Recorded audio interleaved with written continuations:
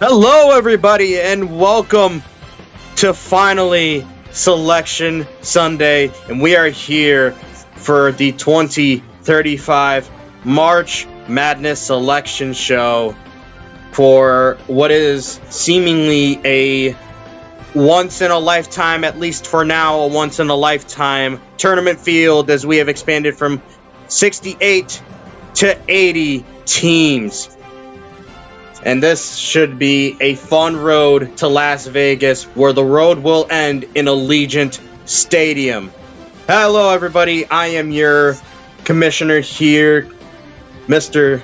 Daniel Zelikov, and with me by my side, just like last season, and throughout basically all of March Madness, just about, is LSW, Commissioner Pike, and let's just call a spade. This may have been the fastest track to getting us to this day, but what a ride it's been, hasn't it? Yeah, it has. There's been a lot of teams who've been making big upsets. Of course, conference has been changing around and everything, but mainly teams have been fighting just to be part of this big tournament. Oh, absolutely, and the fight, I think, is intensified because of this expanded field. Because let's just think about it real quick. It's not just more teams into the field just like that. Because with us adding 12 more teams into the equation, that's also a bunch more play-in spots that have had to be created.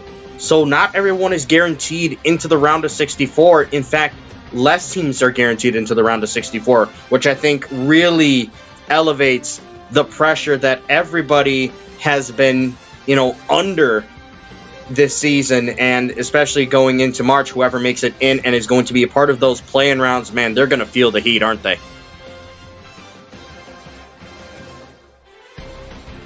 That was more of a question for you, Commissioner, if you were there. I'm here. Hello. Yeah, I was just saying that with the play-in round now having been expanded, the pressure this season for a lot of these teams has been immense. But now that we're going to see who actually has to go through that just to get to the round of 64, the heat is on, isn't it?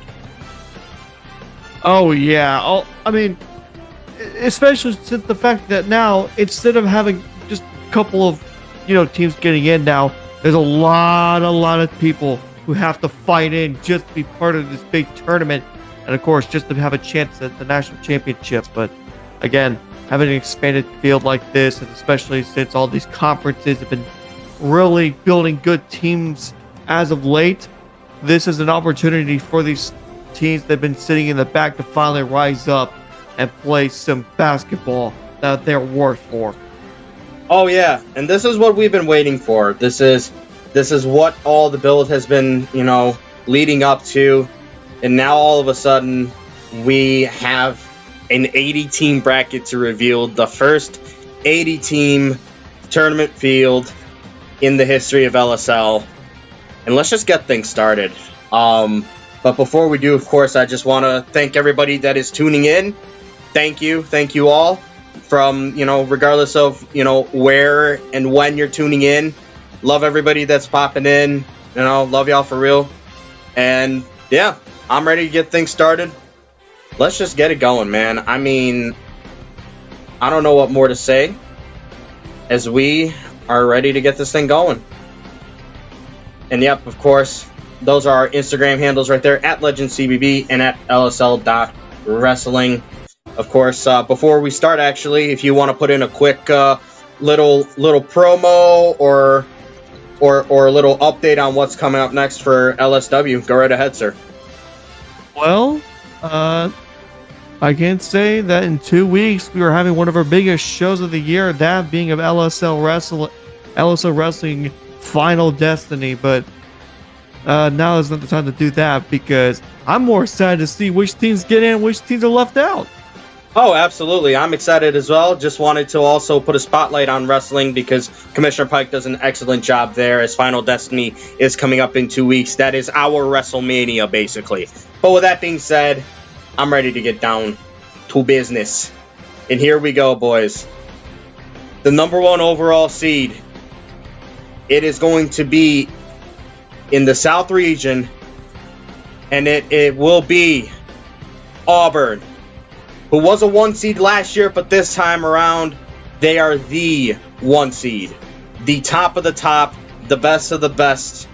32-1 overall, only 1 loss at conference play, and they ran the Docks, took out the other Tigers in Missouri, and we are finally seeing Coach Frost finally get that top spot.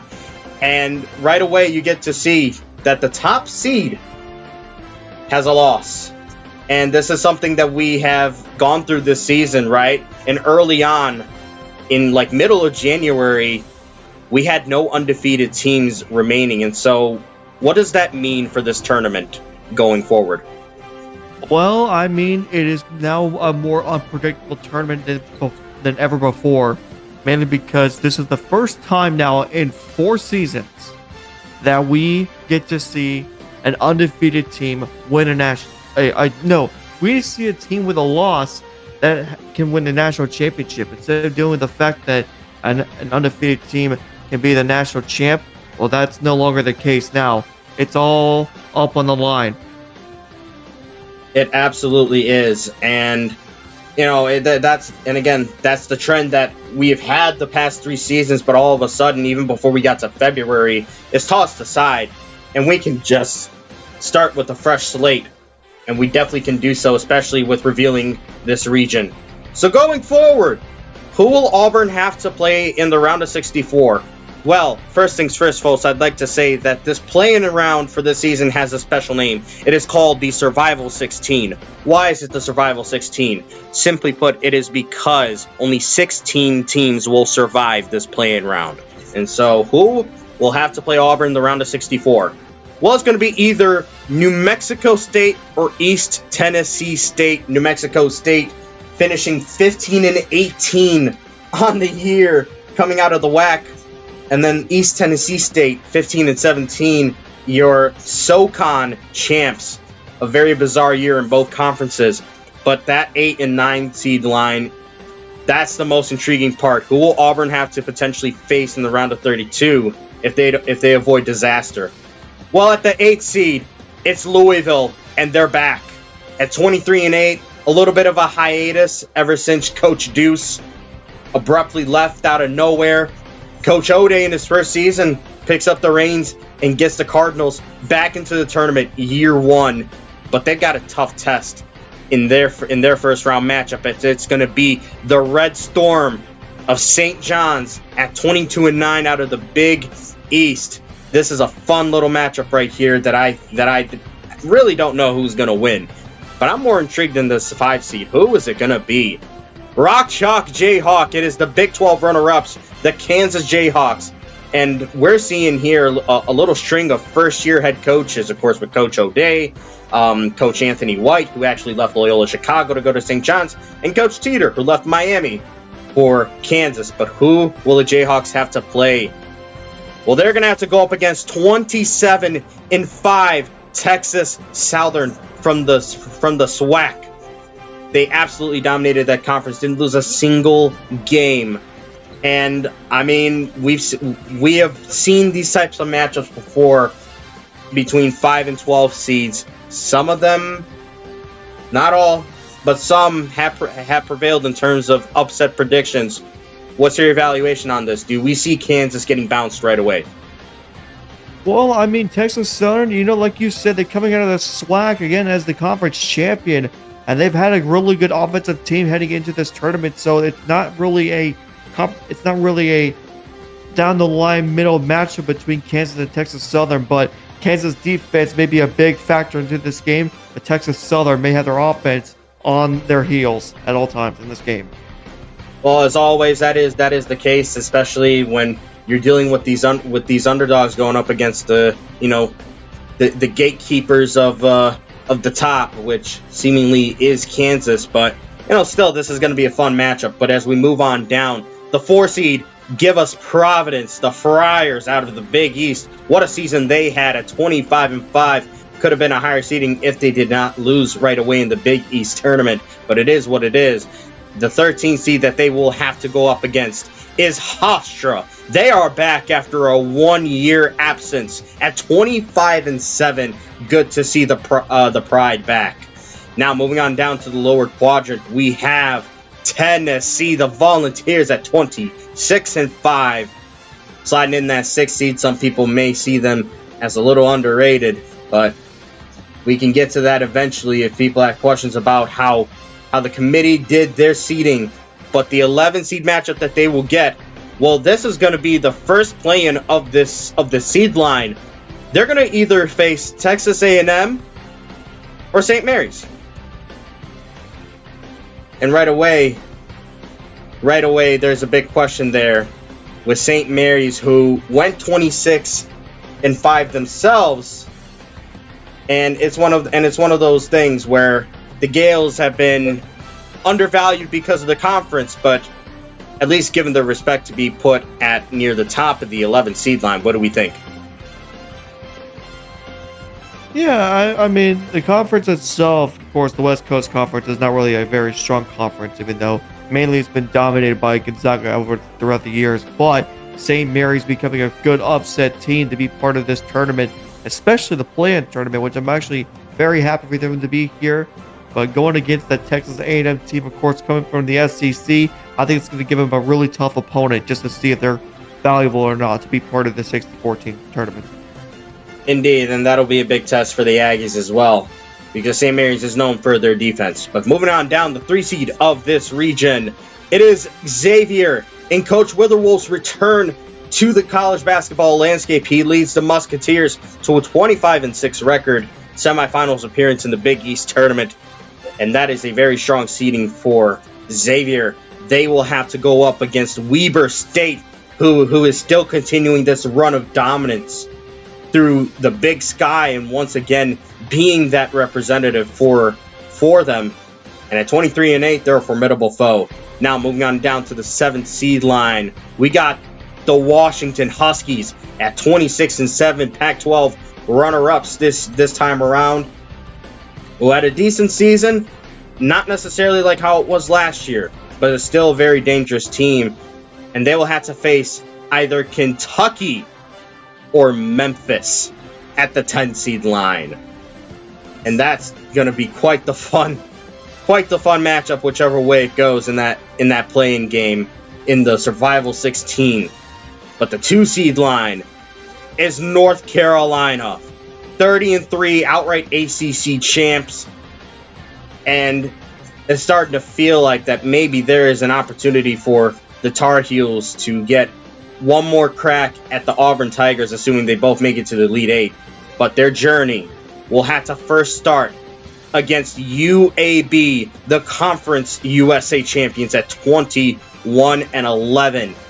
So how about this for the South region? And the floor is yours now, Commissioner Pike, if you have any specific thoughts on any of these matchups. Well, I mean, I'm looking at the Washington, Kentucky, Memphis matchup, and I'm looking at this really, really closely. We did have a top 60 team resume tracker before we were in the selection room with all these different coaches and, of course, commissioners and all of that. But I'm looking at this, though.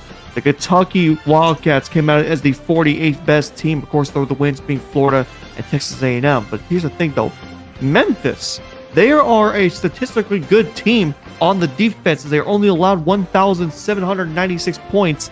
And, of course, their only win is against Cincinnati. The thing is, though, this is an offensive-heavy team, and they will be playing the bucket, and they will definitely play the backboard more against this team. Washington, however, they're a really successful team on the defense.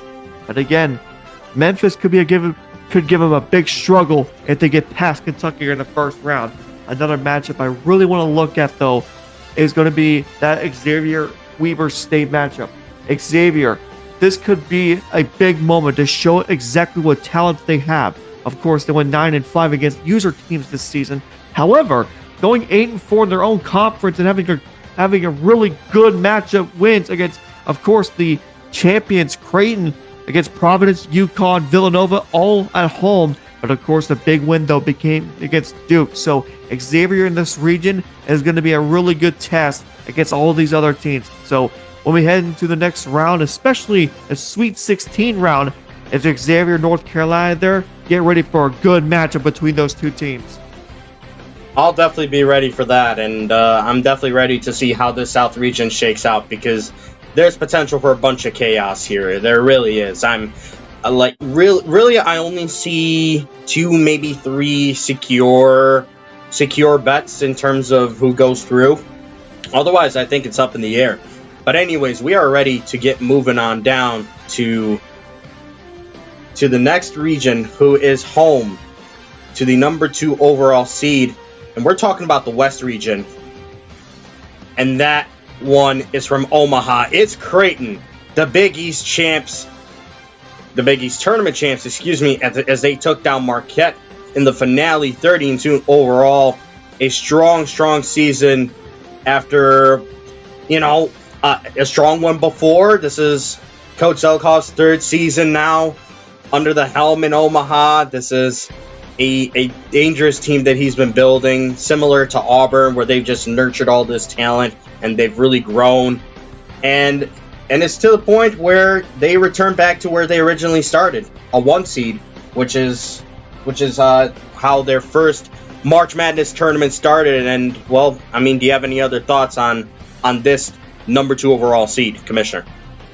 Well, actually, the one thing I want to point out real quick is that this is not the first time they've actually beaten Marquette in the Big East Championship. But if you remember, even in the regular season, Creighton also knocked off Marquette at Marquette. So this is a big win, not only for Coach Zelli, but for the Creighton Blue Jays, as of course they want to return back to the Big East, and a big revenge after losing out in the Big East Championship last season. And now they're back as a 1 seed after 2 seasons of waiting. That Marquette team last season was just absolutely special. No one could stop them, of course, as we saw. But I think things changed a little bit, and some things stay the same, which is Creighton's core, and maybe that's what helped this time around.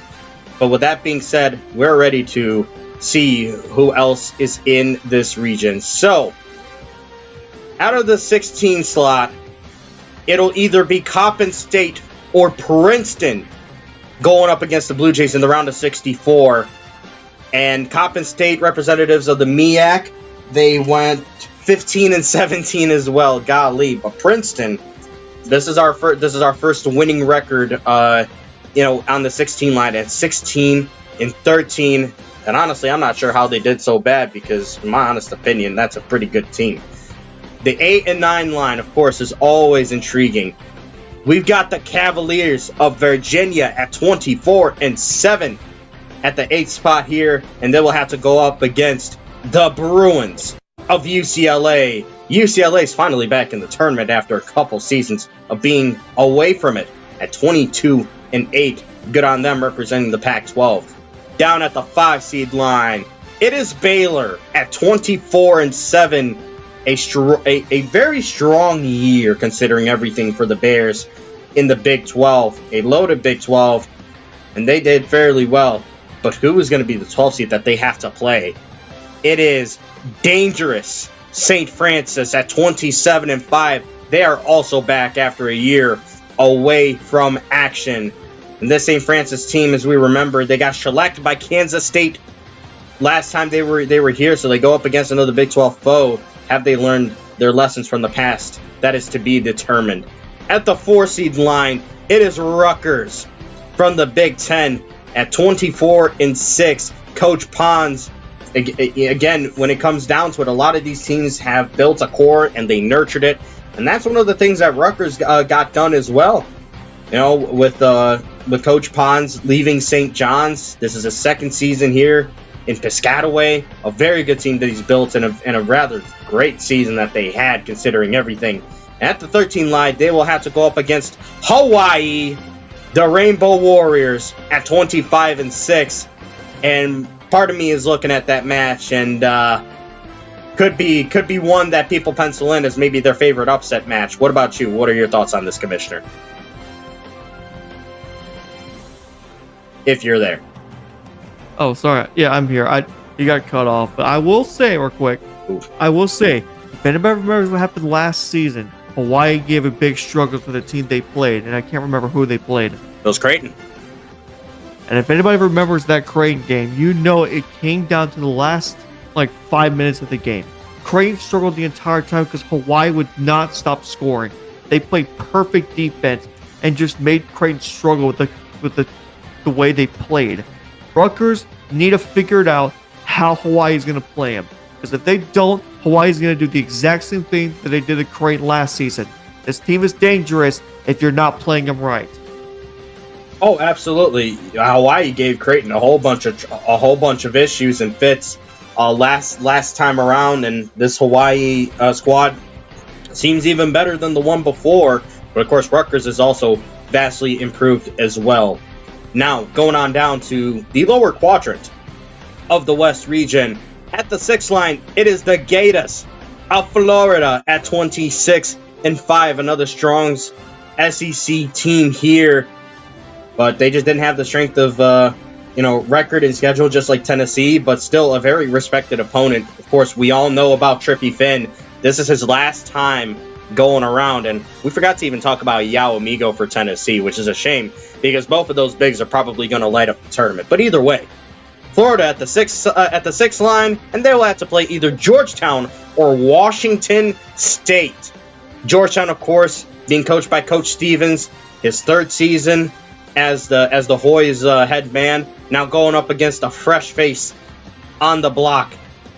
Coach Arkega Kekoa took over in Pullman and has led the Cougars to their first ever LSL March Madness tournament appearance. Congratulations to Washington State. Now you just got to get past the Hoyas. Now moving on down to the 3 seed line, we have the Ducks of Oregon, the Pac-12 outright champs, and finally they put it together. It took a bit too long, but they have done it finally. Coach Franks has some of the hardware that he wants, and of course he's gunning for more. But the journey for Oregon starts against Belmont at the 14 seed line at 23-9. This will be quite the interesting matchup, especially down low. We will see how it goes, how Belmont will be able to handle all of that size Oregon has down low. Moving on down, the 7 seed line is Cincinnati, 28-4. As we can see, they've just slowly improved their stock. 11 seed in Coach Sutsi's first season, 10 seed last season, making it to the Sweet 16, and now a 7 seed. Basically same spot, but still, this is a very, very good placement for the Bearcats. They had a very good season. With that said, they have themselves a test. Whether it is Virginia Tech or Arizona at the 10 seed line, they're going to be in for a fight in the round of 64. And to finish this region off, the 2 seed in this is Wisconsin, the Badgers from Madison, 28-4, a stellar season for the Badgers. The last time they were seeded this high was for the 2031 tournament, when they actually took down, at that time, undefeated Iowa in the Big Ten tournament championship game to rise up all the way to a 2 seed. And so a lot of hype behind this team, and their journey will first have to start by facing Akron, the MAC champs, at 21-12. Now, as we look over this region once more, Commissioner, let's hear your thoughts on what we have just seen unfold. Yeah, I mean, the first thing I want to look at real quick is the 8 and 9 seed, Virginia and UCLA. I'm looking at this once again. UCLA has a win over Washington, who is highly contested to be maybe like a really good seeding. But when you look at this once again, Virginia's got a win over Oregon. The number 8 seed has a win over the 3 seed. And so, of course, Oregon being a really good contender here for that 3 seed, they may have to figure out more what Virginia has coming, because if Virginia gets past Creighton, which can happen, of course it's March, anything can happen. it could be a big upset we might see down the line. But another thing I want to look at real quick is Florida. Florida is the only team to beat Auburn. Out of every single team in the SEC and especially in out of conference, Florida was the only team to beat Auburn. And with that, it shows that this Florida team, even though they're a 6th seed, they could be a very dangerous team in this region. And of course, like we said with Wisconsin, really, really good team. They're the only one of the few teams that beat Michigan here in the Big Ten. Of course, they beat them at home. They also beat the Big 12 champions, West Virginia. But they also beat Duke as well. And of course, Rutgers and Maryland. So this Wisconsin team, as a 2 seed, really good contenders if they can keep up the momentum heading into this March Madness. It is quite the exciting region here. A lot of intriguing matchups that could happen, that already will happen, and there's some history already between certain teams within this that are just scattered throughout the region. One way or another, this is going to be probably a mayhem-filled one that may bring out the most unexpected parts of March Madness, as we already have come to, familiarize ourselves with. But with that being said, we are ready to move on down to the East region, and that is home to the number 3 overall seed. Bring it on to as they say, play my music, Oos. Play hail to the victors. It's Michigan once again, 31-2, just like last season. Same old record from the Big Ten, and instead of taking down Penn State in the Big Ten championship game, it was Wisconsin.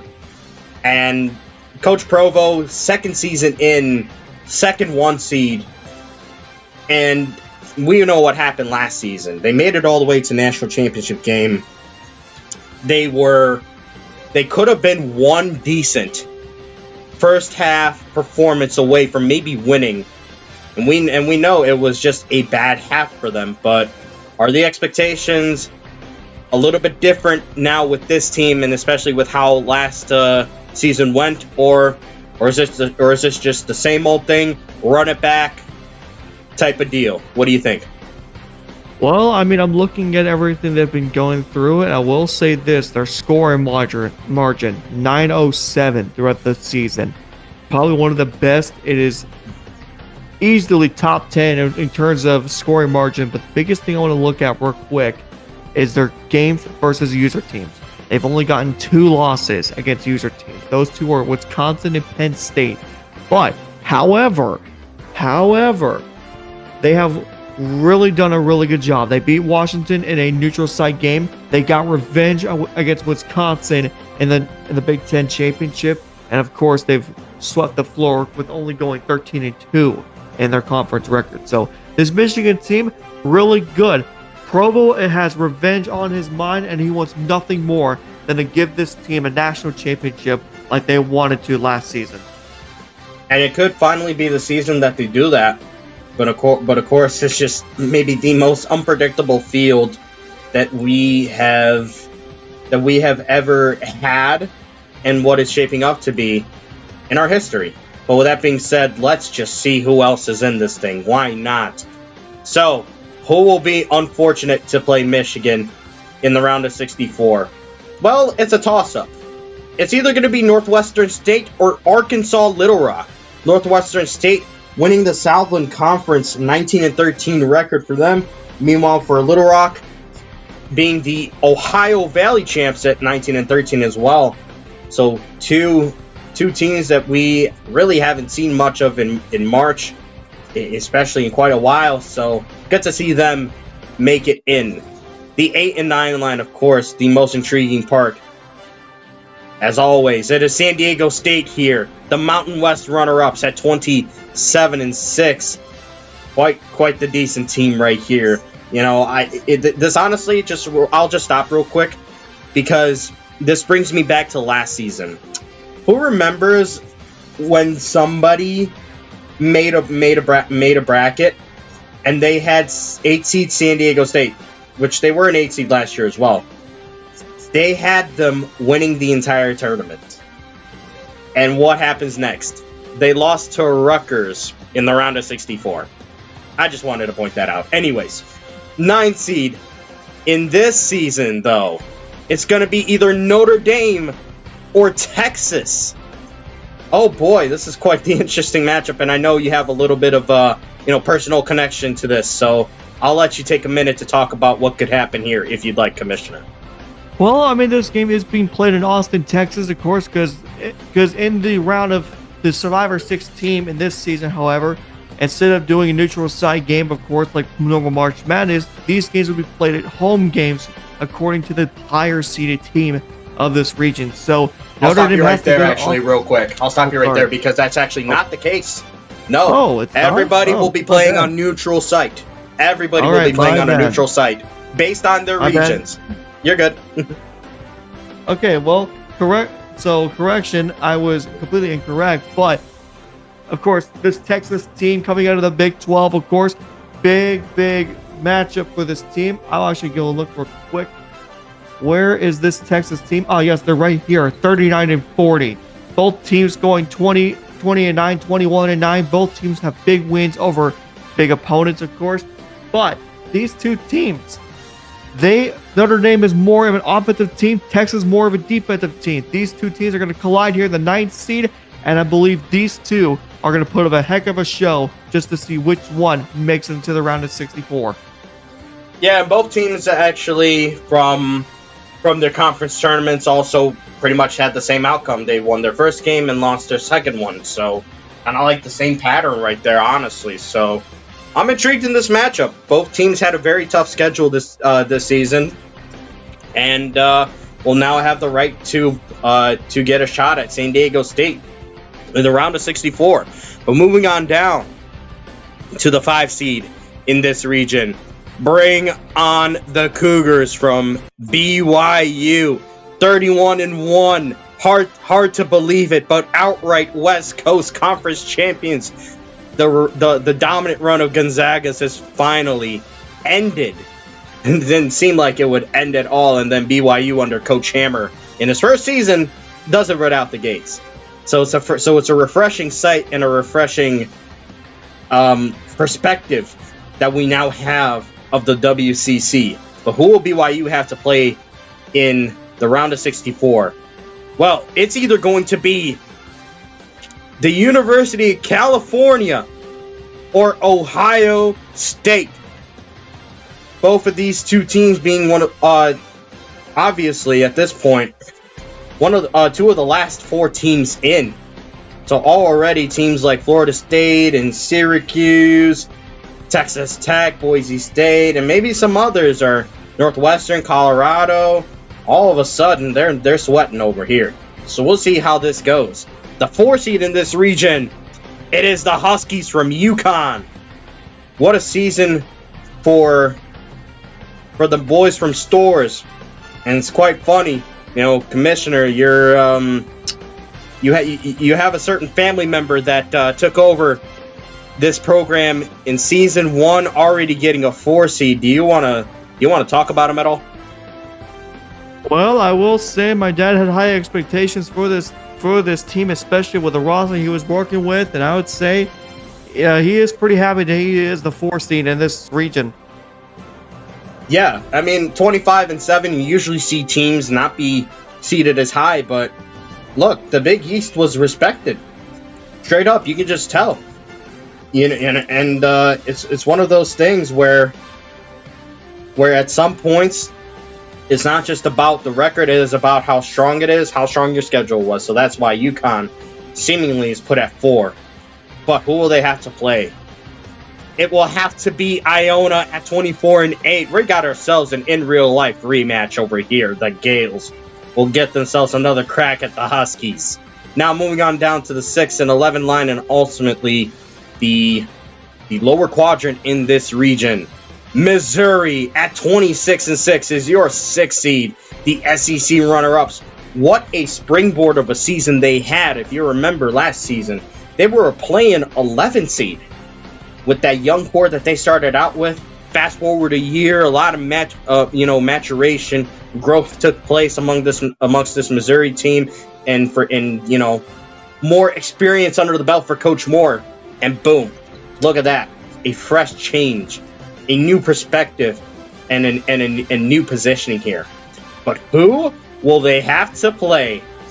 Well, folks, we got ourselves a Cyhawk game in the play-in round. Iowa State and Iowa. This is interesting because if you remember what happened last season, Iowa was a 6 seed, and Missouri and Iowa State were also in Iowa's region. What makes this even funnier is that Missouri and Iowa State were the play-in game for Iowa. So this is a little bit of an interesting reversal right here. Very interesting. But anyways, who's the 3 seed in this? It's Duke, the Blue Devils at 27-5, the ACC runner-ups. A very, very hardcore, rock-solid, talented group who, with Coach Vanilla in his first season here, did great work in the transfer portal, has definitely shown up as they look more dangerous than ever before, ever since, of course, losing the national championship game to Iowa a few seasons ago. But who will they have to start off against? It'll have to be South Alabama, 23-9 from the Sun Belt.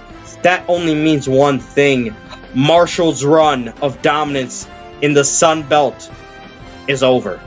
And what a run it was. It was a special, special run for Marshall.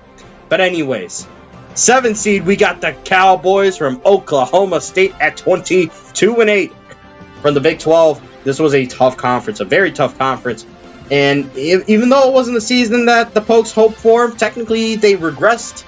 Technically, I think this is still a very good team. Just overall, this season was just absolutely insane. So you can't necessarily fully judge a team if they somewhat regressed in a tough conference.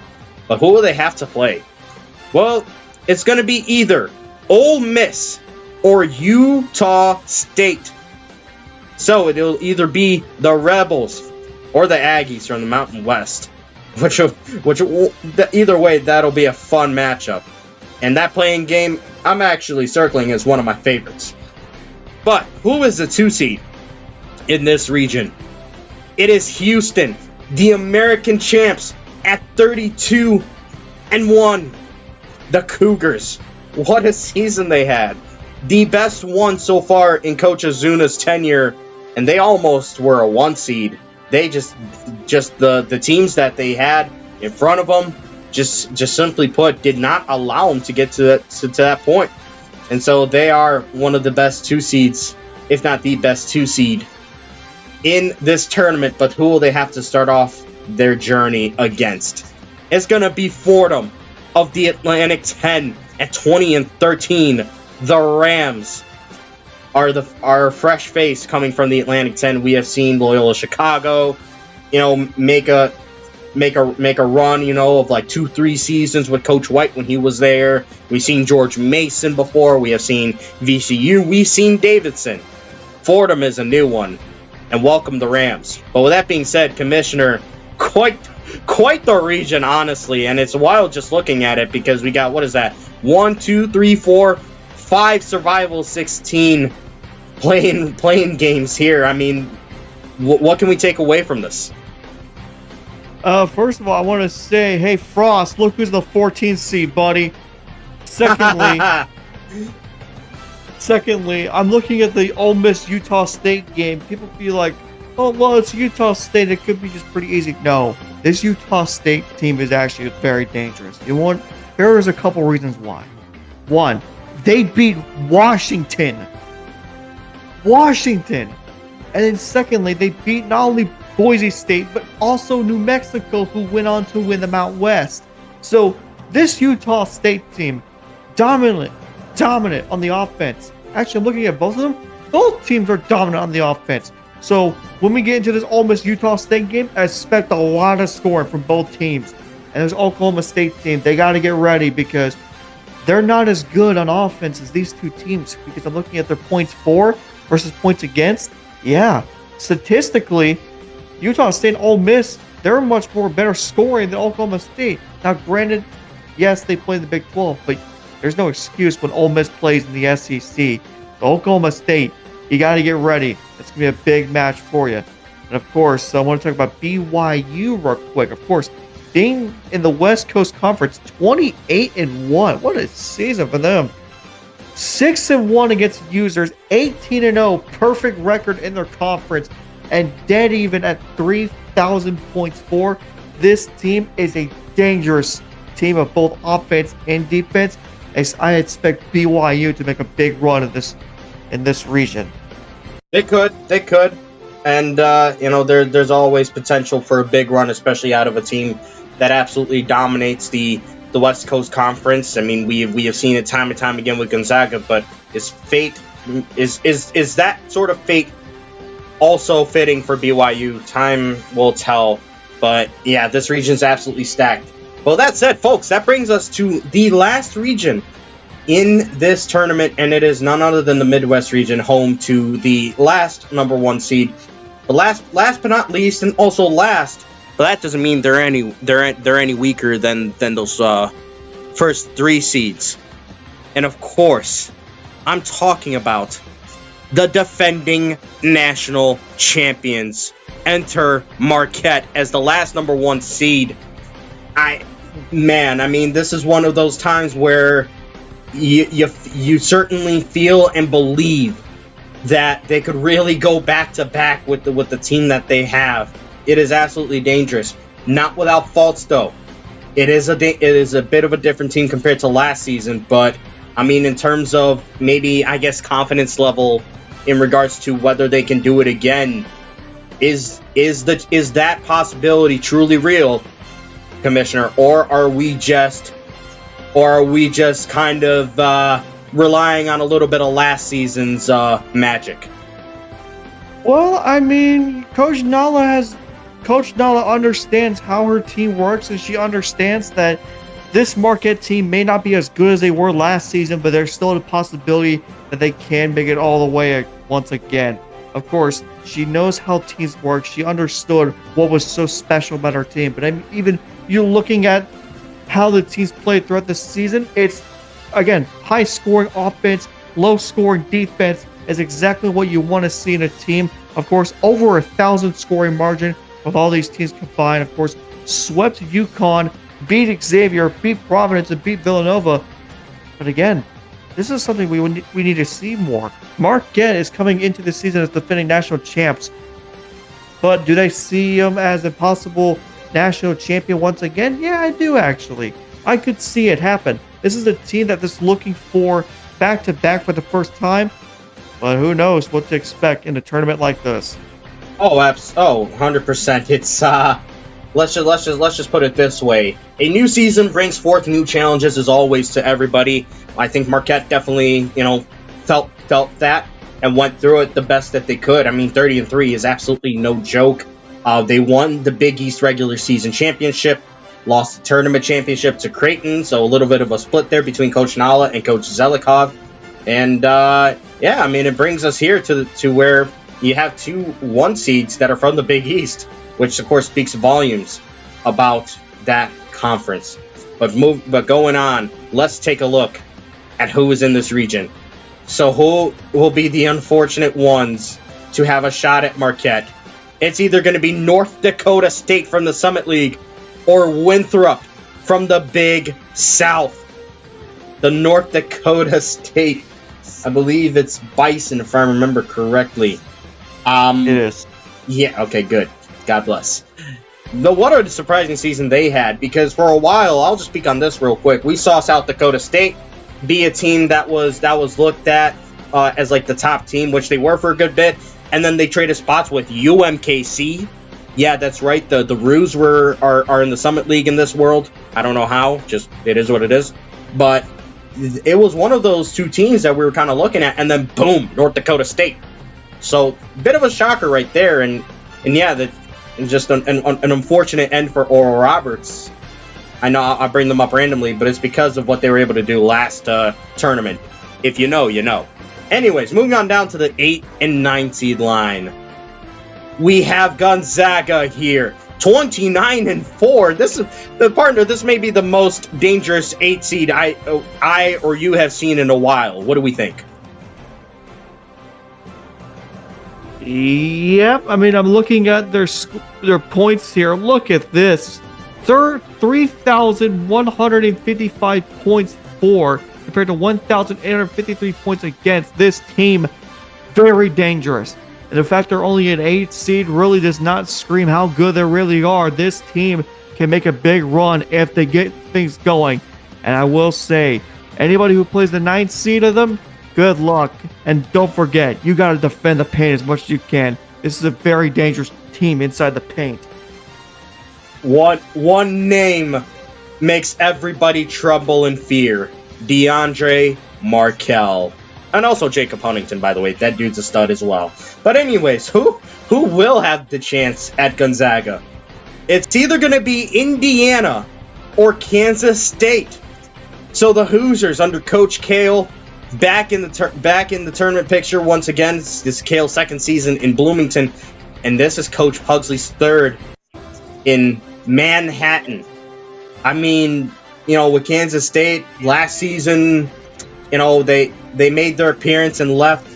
We remember, of course, their initial season under Pugsley, a Final Four team.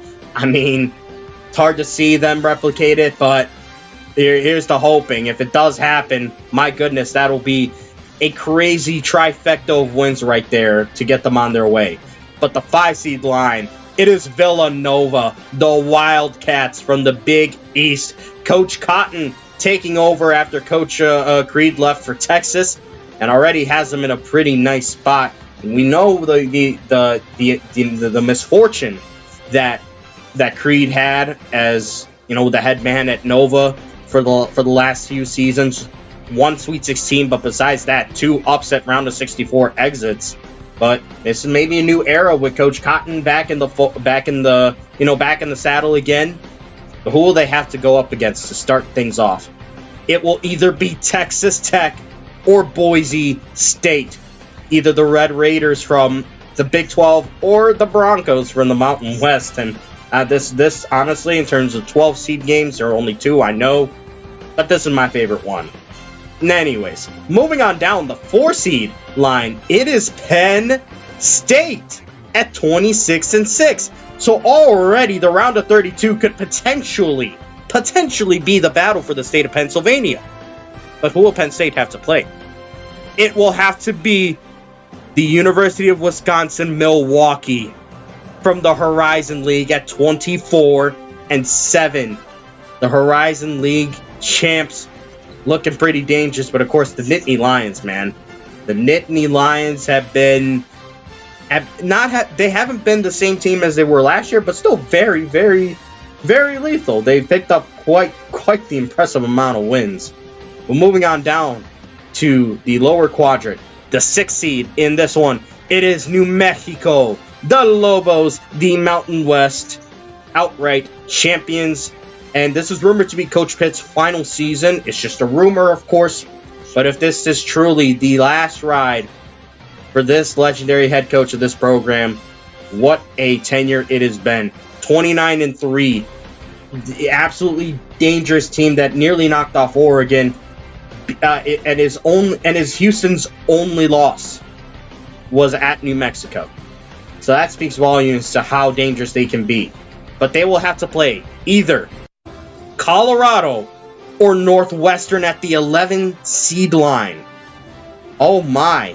Of course, we know Colorado is being this late season giant killer all of a sudden with back-to-back wins against Washington and Oregon. Back-to-back, mind you. That's what helped them get into this field, it seems like. And then with Northwestern, they've gotten big wins over Michigan State and Indiana. Or not Indiana. No, Indiana swept them. But still, respectable resumes by both, and they have the right to play. They have the opportunity to play New Mexico. Well, whoever survives. The 3 seed in this region is, I just mentioned them, Michigan State at 27-5. Coach Bolt has his team once again as a top 4 seed, and they're in a very good spot. We could potentially see an in real life rematch Because if you remember, New Mexico and Michigan State went at it in the round of 32 in that past in real life March Madness tournament. Is it meant to be? I don't know. But Michigan State has to first play Florida Gulf Coast. Is this Is this the reincarnation of Dunk City over here at 24-8? It could be. It could be. And also, Gillian, bust my boy Mays with a sub. Anyways, the 7 seed line is Maryland. Another Big Ten team here at 23-7. Coach Wick's inaugural season was quite the roller coaster, wasn't it? Big wins, but quite the handful of losses. But you know, it's par for the course as a coach who is entering a power conference scene, and as strong as the one as the Big Ten has, you're due for some bumps in the road. But so overall, a very solid season for the Terrapins. But who will they have to play? It will have to be either USC or Oklahoma at the 10 seed line. So the Trojans and the Sooners. This is a classic football matchup that we'd usually want to see. And my gosh, this brings a lot of intrigue. But let's just wrap this thing up. The 2 seed in this region is, of course, none other than the Big 12 champions, outright champions. They can finally call them that. West Virginia, 30-3, an incredible season once again, and it's felt like I've been able to fully witness the growth and the development of this West Virginia team throughout these last 4 seasons. It has been stellar. They have been so good, and their rise and their climb has been exponential. It really has. And so will they finally get the job done this year? That is definitely the hope, as this is truly the final opportunity for West Virginia and a lot of teams as well, considering all the turnover that they will be having. But who will West Virginia have to face?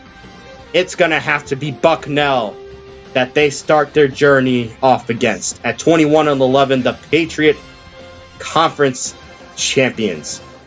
And so with that said, just with one more glance at this region, Commissioner Pike, I mean, the floor is yours on this. Just give us your thoughts. Well, I will say real quick, this USC-Oklahoma 10-seed matchup, very even between both teams, nearing 2,700 points for and nearing 2,000 points against. But of course, both teams have gotten big wins over big teams. Of course, Oklahoma knocking off the Big 12 champs, West Virginia, at home, and of course USC beat Washington at their place as well, but they also beat Louisville as well. The more I look down this list, I see that Villanova-Penn State matchup quite possibly in the future. But what a matchup as I look through here. Let's see here, Villanova. There they are. Both teams 24-5. Both teams really good offense and a really good defense, knocking off big teams. Of course, both of them knocked off one of them knocked off Marquette, the other knocked off Michigan. And so it goes to show both teams really are competitive when it comes down to the court. And it's just going to be a great matchup all in all. But of course, we know Michigan State is a big team, is looking to make a big statement, especially in this one region. Of course, as they have wins over Missouri, Oklahoma State. They beat Penn State twice, which is a key thing we need to look at too. They beat Penn State twice. And so having Penn State again in this region could be huge for the Spartans, but they have to play really good defenses. They've been struggling a little bit on defense, but their scoring margin is really good. And of course, their games versus user teams is a really good record too. The biggest one I want to talk about though is Marquette, of course, at the 9-2 against user teams. Really good scoring margin of 1,008, beating off UConn twice, Xavier once, Providence once, Villanova once. This team is looking for a second national championship in a row. But like we said with Gonzaga, really good team all around the offensive side of the ball. But Villanova being up there is a big thing for them. Of course, 24-5, really good scoring offense and defense. 753 scoring average, of course, beat Marquette.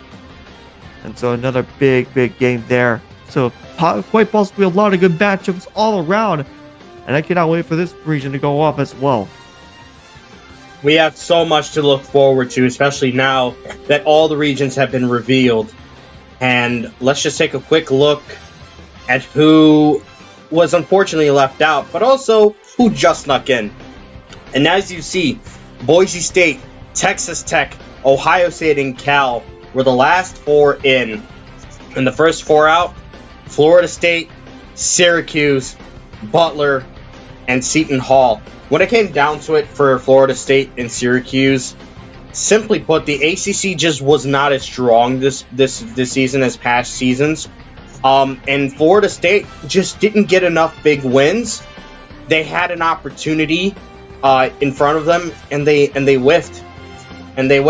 Same with Syracuse. Syracuse just had too challenging of a schedule, unfortunately. And it's one of those things where you really can't do much to help them except hope that they win a little bit more. And they just didn't do that. With Butler and Seton Hall, they're just up there because they were part of the Big East, arguably the best conference in the country this past season, because it was very, very stacked throughout, not just the top, but also the middle part of the conference as well. So they're up there just because of that. But really, it was always going to be Florida State or Syracuse that had that opportunity. Realistically, they just couldn't capitalize, and those in front of them did just enough. And so, with that said, I want to also bring forth attention to what this looks like. Conferences with multiple bids, it's especially high because of, the 80-team tournament field. But still, it's very notable to mention that the Big Ten, just like last season, 10 teams in. The Big 12, however, they got every single team except one of theirs in. Big East got 8 in. Pac-12 got 8 of their teams in. The SEC got in 7. The ACC, the lowest amongst the Power 6, with only 6 of their guys in. Mountain West got in 4, which is a very good number for the Mountain West. American got themselves in 3, and the WCC also got 3 of their own in. And I mean, I don't know if this necessarily tells anything, but what do you think? This visual commissioner, does it mean anything in terms of how the season has been? I'm sorry. Lot going on. Just repeat the last question again. You're good. My question is this: in regards to what we see here on the screen, is it indicative at all in regards to how this season has been? Well, I mean, the committee really favors the Big Ten, the Big 12 more, apparently, but it goes to show that the power inside the conference is what matters more than just the conferences itself. But the Big Ten really having all these teams, especially, and really good seedings as well, shows that they are a really good format of team. But a good rise in the West Coast, of course, with the new team being the champ. Of course, the American Conference being as strong as ever with the top 2. But of course, having Memphis there as the 3rd team of the conference really goes to show that they've done a really good job in developing teams as well. The Mountain West, of course, always good by themselves in the Mid-American. The ACC has got to find something to get themselves back going next season if they really want to show that they're a really, really powerful conference. Oh, absolutely. And yeah, I mean, just an insane season, honestly. And it was that way partially because of the addition of 12 more teams into the field for this season only. But it brought forth probably some of the best drama and best basketball in the regular season, in my honest opinion. So with that said, I think we have one more visual. And I think it is going to be right here. Everybody, this is a beautiful, beautiful representation of the entire 80-team field right here. Courtesy of yours truly, Commissioner Pike. Yep, the full 80-team field. Of course, the lines in the middle breaking up each region, so nothing gets really confused. But man, huge vision with all these teams, and of course, one by one, all these teams will drop, and only one will remain at the end. Holy crap, Killian. Yo, 5 gifted subs? Bro, you're a beast. You're an absolute beast, dude. Thank you, man. Wow. At the end, dude. But that's the thing. Like, I feel like Maze could have used that a little earlier, but it is what it is. It is what it is. Thank you still, regardless. But yeah, I mean, still, just looking at this visual, it's incredible, and it really maps out. It maps out the road to Las Vegas, to the Sin City. All cards on deck. And my gosh, this is going to be a tournament to remember, in my honest opinion. And so, the road will end once again in Allegiant Stadium this season. And I guess before we end the show, do you have any last thoughts about what we could have transpire in this tournament, Commissioner? Hey, well, so you talk about how things are going to get chaotic here. Well, I will say teams are going to draw. Nobody's perfect. That's the biggest thing, too. Nobody's perfect. There's not a single undefeated record inside this tournament. And so, anything happen. Anything can happen. Indeed. But we just got asked who is our final 4. Oh, this is a very on the spot question. I was not ready for. I was not ready for this. I got something. I got something. I really see it. This is my final 4. Yes, thank you for bringing up that graphic. This is my final 4. South region, I have Auburn.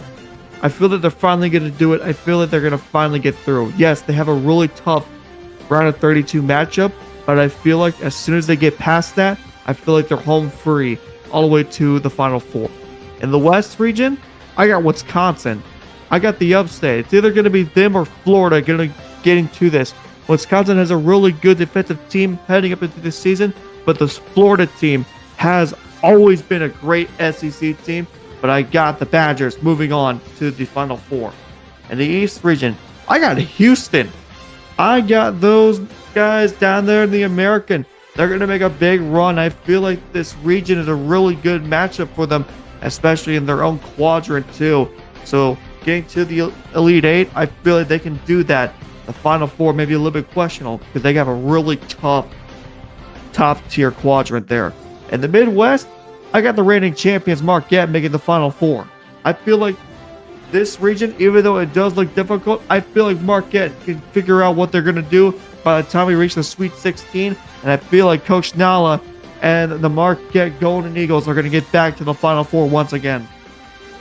You know what I'm going to do for my Final 4 prediction? I'm gonna try to make one with none of the teams that you just picked, just to add a little bit of different flavor to it.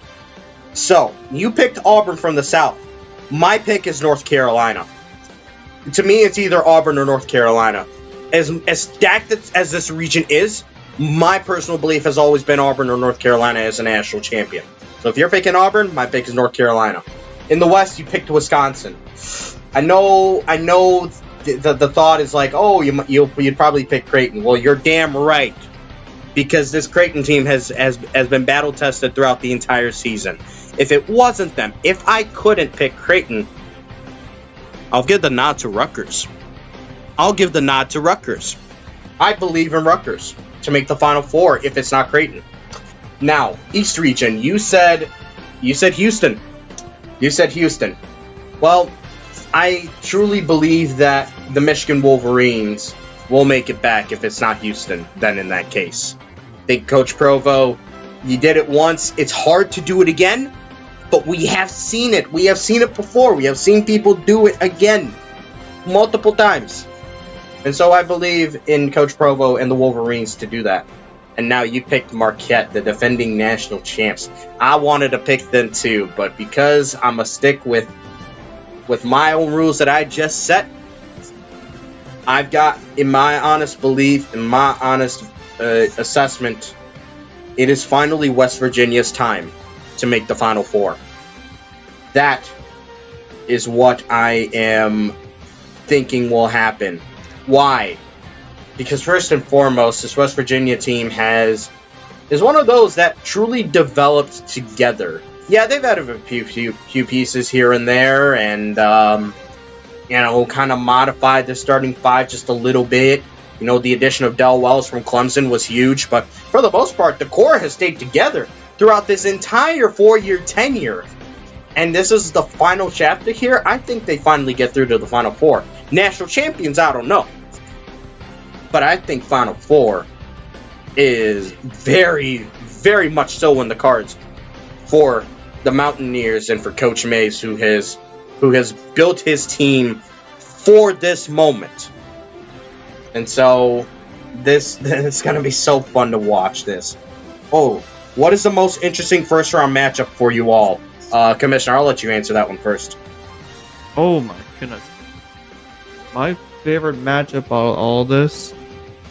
You know what? There's one I've been eyeing down. I'm looking at Rutgers, Hawaii. I like that one too.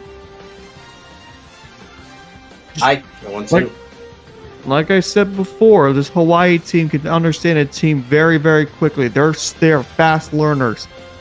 And if this Rutgers team does not adapt to the way that the Hawaii plays, they're going to struggle the entire game. So I expect Hawaii to do the exact same thing they did at Creighton last season. So Rutgers better be ready, because those Rainbow Warriors are going to fight till they're dead. Oh, they absolutely will. They absolutely will. We know what kind of fight they got for sure. I guess for me, I think this is a two-part question, honestly, because we can assume that the first round is the round of 64, but I think you should also consider the Survival 16 as a first round too. So I'll answer both. In the Survival 16, oh man, this is tough, but I'm honestly most excited for Texas Tech and Boise State. Ole Miss and Utah State is a very, very close second. But I really, really like Texas Tech and Boise State at that 12 seed play-in. I really, really like it. In terms of the round of 64, who we already know is confirmed to be playing, this is tough. This is so tough. Ooh, you went with a good one. Rutgers, Hawaii. Ooh, I'm gonna go with one that's on the opposite side of things. Providence and Hofstra. I think that Providence Hofstra game is gonna burn the house down. Honestly, and Hofstra has a legitimate chance to upset Providence here. By the way, I truly believe that. Thoughts on Rutgers making a run? Like I said, I already said this. You probably missed it. When we were making our Final Four predictions, I said that I would not pick the same teams that Commissioner Pike chose. And so I said, if it's not Creighton, because for me, my true pick is Creighton. But if I could not pick Creighton for whatever reason, my pick is Rutgers. So what does that mean? That means I think Rutgers is very much so capable of putting together a deep run. Very much so capable. So, we'll see what happens. That's a tough game versus Hawaii to start things off, though. So, okay, so out of the 4-6 seeds, who has the chance to go the farthest? So we have Tennessee, Florida, Missouri, New Mexico. Out of those 4 teams, Commissioner, who do you think goes the furthest? 6 seeds. Okay. Yeah. Interesting one. Florida, like I said, Florida is a really good team if you really deep dive into that team. It is a really well-constructed team made. I mean, there's not really much you can say for Florida other than the fact, offensively, really good. Defensively, that's where their main thing is. They play defense so well on the ball. And, of course, they're playing against Oregon into the second round if they even make it there. But it is a really tough game for them. But just remember, like I said, Florida's the only team to ever beat Auburn. So I believe, in my opinion, it's Florida who's going to make the longest run. Yeah, yeah. Okay, I can firmly believe that. I have a lot of belief in Florida, but I'll deviate as well. I'll do it again because I think variety also matters. And as much as I respect Florida, there's something about that New Mexico team, man. New Mexico, it's like they always have that potential to rip off a pretty big run. They made it to the Sweet 16 as a 3 seed a couple of seasons ago, and that's where they fell to Marquette during Marquette's first Final Four run. I mean, this is a battle tested team throughout all the years. A lot of those players that have been a part of those times are still with them. Andre Blake, Mitty Gavin, Nick Jackson. Let's see, Adrian Murray, Griffin Hall. There's so many dudes, man. And I mean, they brought in great talent as well. J.J. Loudon from Weber State, Juman Rollins from Dayton. It's a pretty special team. So because you already picked Florida, my pick will be New Mexico.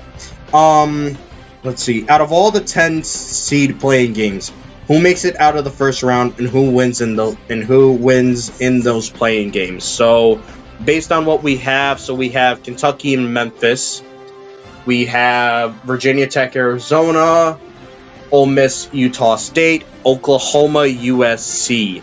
Okay, I'll start this one off. And I'll go one by one. So Kentucky, Memphis. I'm going to pick Memphis here.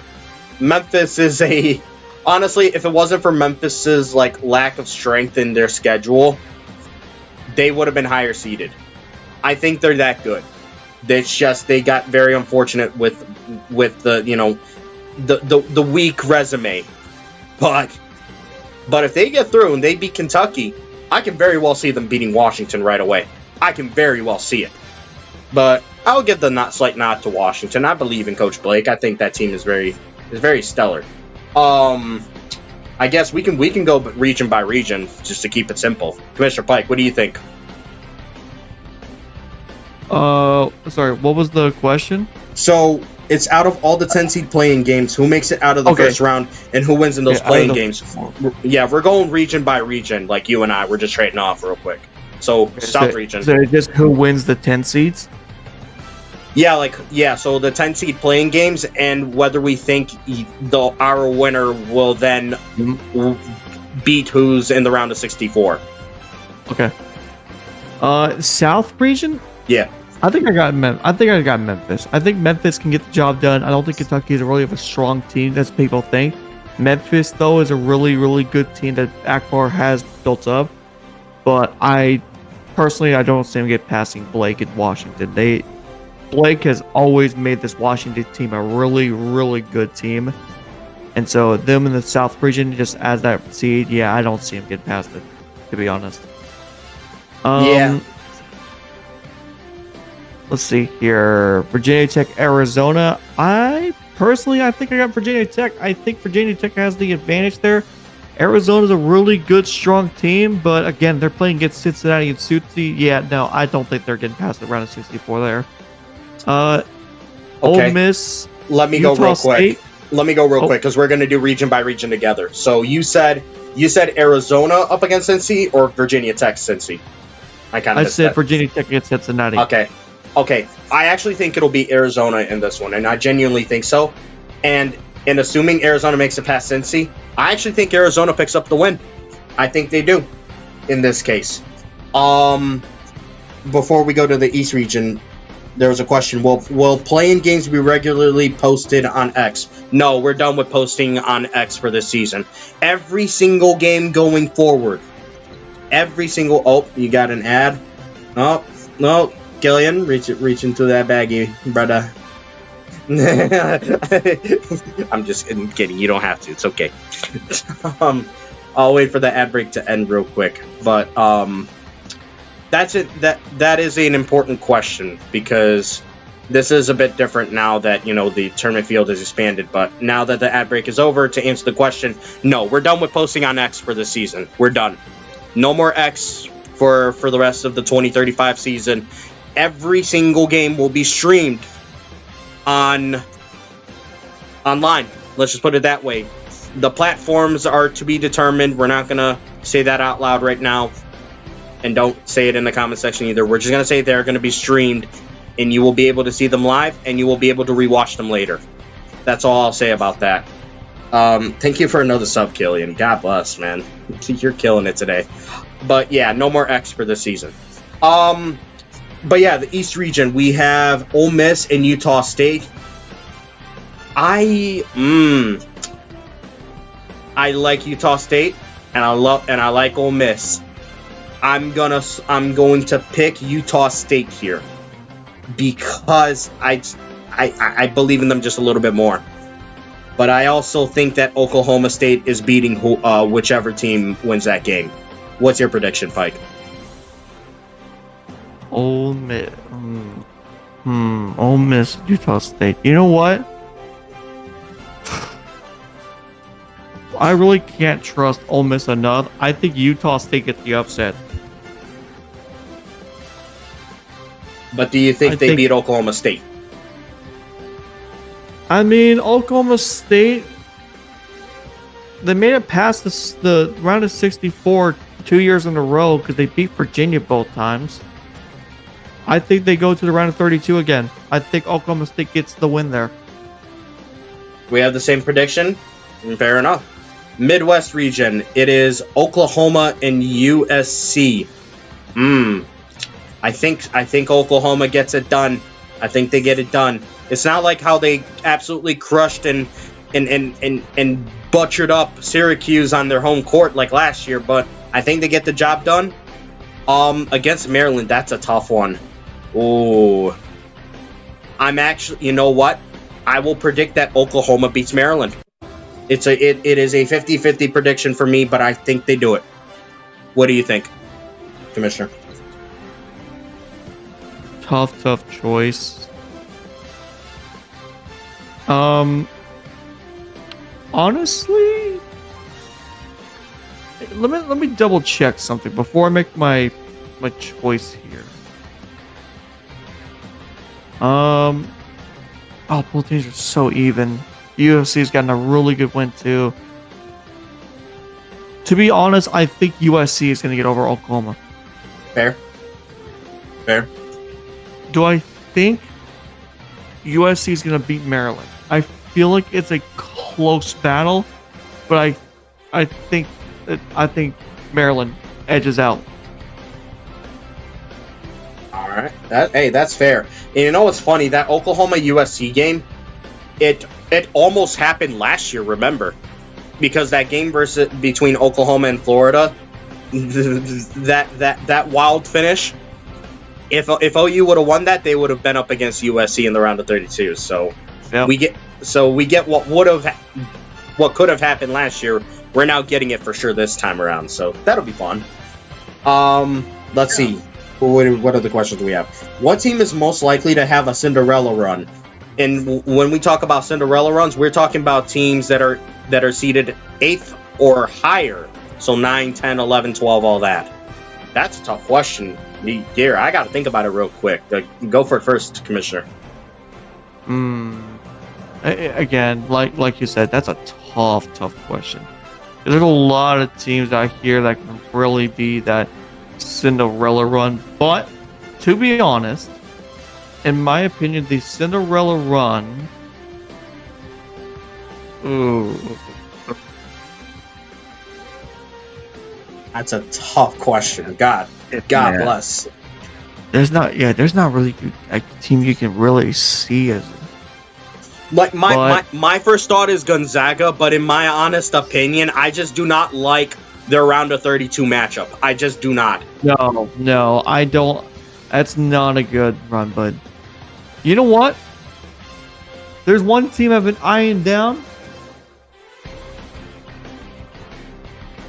Give me Kansas. Give me Kansas as the 5 seed. But if it's not an 8 or lower, yeah, if it's not 8 or lower, yeah. If it's not 8 or lower, it's Kansas. But if we're doing 8 or lower, give me Louisville. Louisville does seem like a dangerous team, I will tell you that. They definitely do. But real quick, after this, Pike, I unfortunately have to tell you that somebody did redeem a roast to coach thing, and they said to roast you. Of course. So whatever happens, I'm just simply acknowledging what happened. just between you and I, you know, you and I, you know our relationship. At least my team wasn't as bad. At least my team doesn't get destroyed against Texas like they did against Virginia. Shit. Well, the thing is that it wasn't even who you think it was that put that in. By the way, it was somebody else. I know who put it in. I saw it. Oh man. Yeah, you're not innocent. I saw who did it. Oh, let's say you're cooked, buddy. Oh man. Okay, I'm gonna take a wild spin at this. This may be my most controversial pick right here. Oh, Texas. There, I said it. Texas. Wow. I said it. There, Texas. Wow. Yeah. Something about them Longhorns, man. Something about them. Something about them. Just something. I don't really know who else to pick. I respect your opinion. I don't know. But wow. I don't know. I'm just going for a wild. I just went for a wild one because I'm like, I don't really know. It's a shot in the dark. But I still have to acknowledge that we have the roasted coach thing, and of course, there's another person that wanted me to roast you, so I got to do it twice. So why do you guys do this? Do you want to see us feud on live stream, or what is this? What is this, man? All right, you know it's all love, Commissioner. You really got swept by Virginia, huh? Yeah. You got swept by the bridesmaid, not the bride, the bridesmaid. That's crazy. I can't even come up with a second roast. Okay, I guess there's only one more. You recruited all that talent just to have a losing season in football. It's not even really a roast. It's like, well, he couldn't even do anything about it. I can't even come up with anything else. Hey, I can roast Frost real quick. Roast Pike again for fun. No, I'm not doing it again. Nah. I can roast Frost right now. Roast him for free. Have at it. Hey, Frost, you built all this talent in Auburn and won the SEC championship, yet you can't even get past the Sweet 16. Might happen this season. Or maybe not because of your little Cinderella run prediction. How does it feel for your dad to have outperformed you in year one? You know what? That is a fair roast. I didn't even think about that. Bro. I didn't even think about that. I didn't even think about that. He inherited a team. I had to build my team. See, that's a good point, too. That's a good point, too. Oh, my gosh. Yeah, no.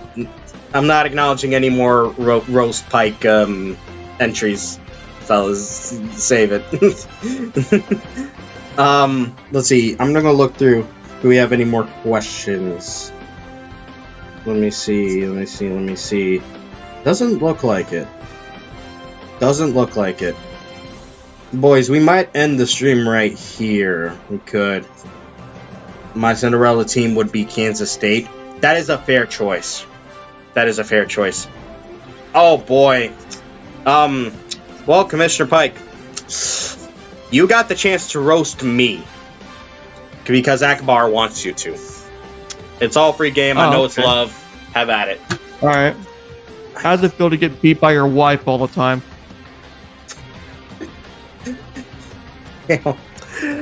And then I swept her this season. You still managed to not win a championship with Crate before she does it twice.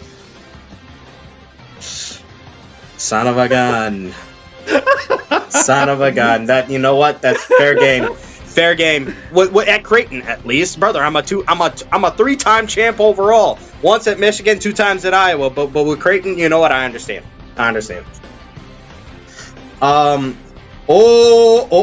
Killian just brought it upon himself. He wants himself to get roasted. Oh boy.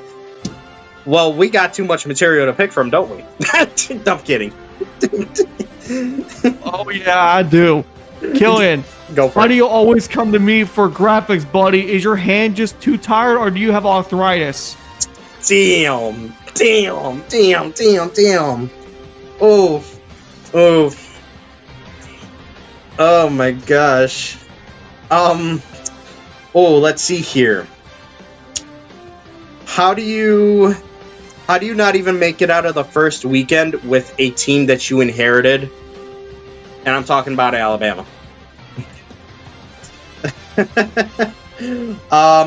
got an interesting question over here. We got 2 questions. Okay.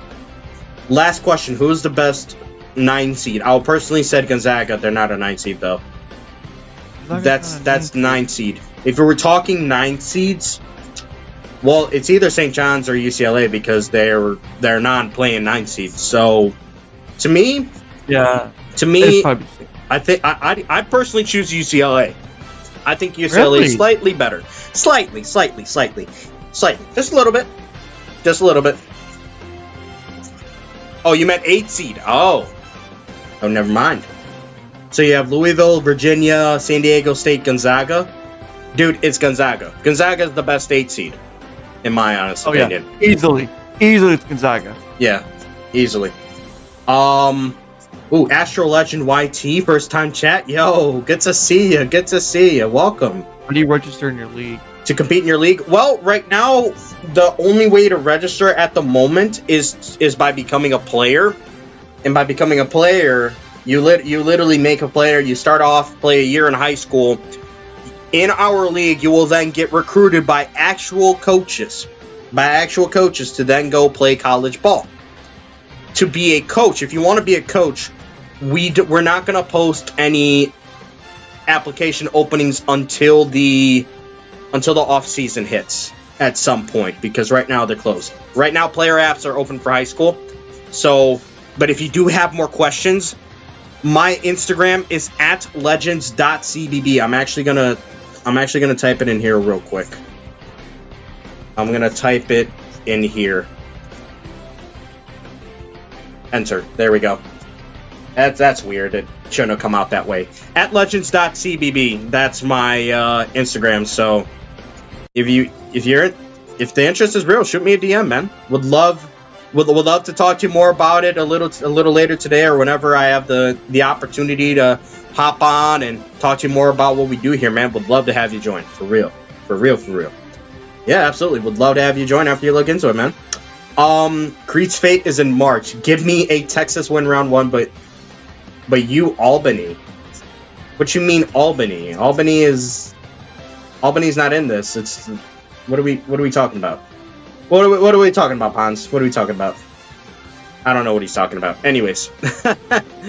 I was trying to clear the playing team so that wouldn't happen. Fairs. Wrong team. Yeah. You gotta rephrase your question there, fella. But Creed loses, moral story. Well, here's the thing. It's Creed versus Pike to start things off. That's the playing game right there.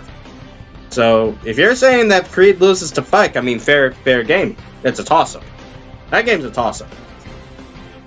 So, ad break starts? No, it won't.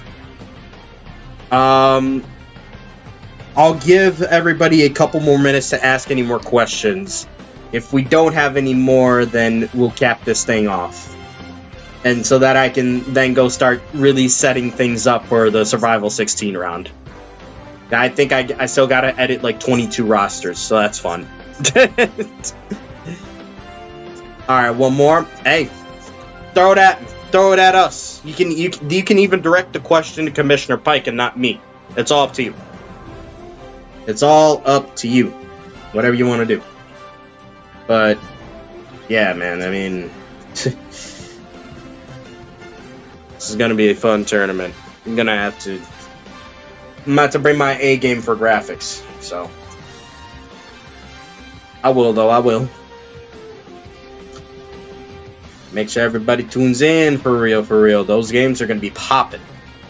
When does the first round start? So the Survival 16 is our play-in round. We call it the Survival 16 because it is a special occasion type round. Because we've expanded the field to 80 teams for this season only, we've also had to expand the play-in round as a result to also keep the natural formation and the natural foundation of the tournament. So that will start. I'm not totally sure when, but I'll announce a day. I'll have to plan that out, but it'll be at some point this week, for sure. Is there an idea on where next season March Madness will be? You probably mean Final Four. No, we haven't had discussions of that yet, so that'll be something we discuss in the near future. Let's see. Who else? You don't have to stay like no one's holding you back. I'm just entertaining questions, man. What would you think about a team like Memphis or Texas going to Sweet 16? Par for the course. It's March Madness. that is something that we all expect at least happening once in a tournament like this, and so it would feel a bit disappointing if it didn't happen even once. So if it happens once, hey, sweet, par for the course. That's what March Madness should be bringing. So, dog, I got work and wanted to see this. Oh, since that's the case, Riker, I think we're done answering questions. So you have a great day at work, son. But to everybody here, thank you all for watching, and thank you all for tuning in and showing love and support. Great March Madness selection show, and of course, partially produced by Commissioner Pike as well. So thank you very much for all the help there, my man. Yeah. Yeet. All right, fellas. This was fun. This was very fun. I will see you all on Instagram. That's where I'm mainly on. Discord here and there, of course, but mainly Instagram.